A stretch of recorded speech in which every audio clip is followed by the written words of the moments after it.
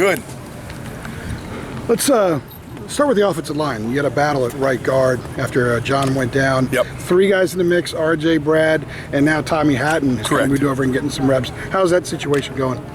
It's a fluid situation. Haven't seen anybody really just be the guy yet. You know, you're seeing some up and down moments from all 3 of them.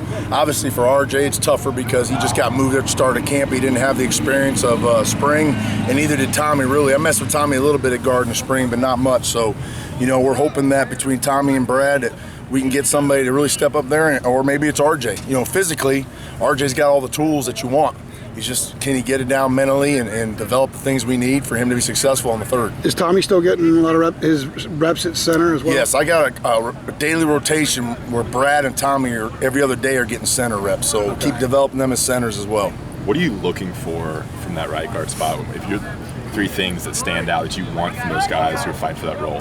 Well, the big thing is for the run game, that guy's got to be a physical presence, you know, and you watch, obviously we had a great one with Landon Turner, and that was a physical presence. I know I'm not going to have that right away, but you got to have somebody that can move that G or 3 technique so our inside zone game can go. Pass protection wise, they got to be solid. You know, you take an RJ and move them inside, it's a whole different world inside. It should be easier, right? You're now in space with good athletes. The good thing for us is going against a Nazir Jones and a Jalen Dalton. Those are 2 very athletic D tackles. So every day we're getting great work. So that's the thing that I feel really good about for our guys to help develop them, is we're getting great work every day with those 2. Are you getting consistency from RJ? I know that's been a big thing with him. It's still too early. You know, he's done some really good things, but, you know, we're meeting with him extra every day and doing everything we can just to force feed the guard spot to him. So it's still early, but early on there's been positive returns. How do you feel about your depth behind that starting line?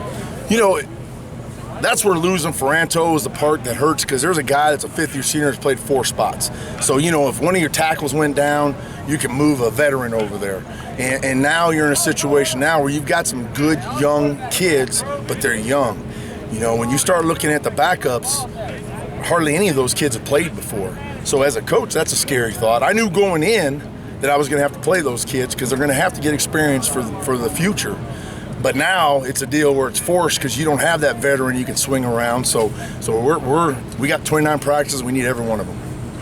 It's not kind of arbitrary, but do you find it tougher to replace somebody like Landon, you know, going into the offseason, or having somebody like Ferranto go down so late and trying to adjust to that? That's a double trouble right there, right? So you know you're not going to replace Landon, but you're going to get as close as you can. And, you know, you hate to lose a Ferranto right before camp. You know, obviously in a purple world, you'd like to know you weren't going to have him all spring. You know, I guess on the positive side, you didn't lose him in the middle of camp. I don't know if there is a positive. I hate it for him as a person because he's worked so hard, and to me, he's the epitome of what you want. He's an epitome of a Tar Heel. John Ferranto's never complained. He's worked hard, had a great attitude every day. So it really crushes me to see a kid get his last year taken away just like that. So that's the part, and we need to rally around that and obviously do it for him. Chris, I know with you at OC, there's been a lot of questions about how play calling will work on game day, that kind of thing. Have there been any answers, or have you made any headway in how that stuff is going to shake out? You know, I know it's a repetitive answer where we always shared the duties, we scripted, and it's just all very true. You know, when we had the bowl game, we put Keith up top. I'm going to stay down. We don't really have a line coach, or our tight end guy is more of a skilled guy, so I'm going to stay down, and we're going to stay with the formula that's worked for us for years. You know, Keith will stay up top. He'll have his eyes up top. I'll be down in the bottom. We'll share some play calling duties, and a lot of the stuff, you know, we already have scripted. All the critical situations, we know what we want to run, and then we typically script the early plays of every drive, and then from there we get rolling.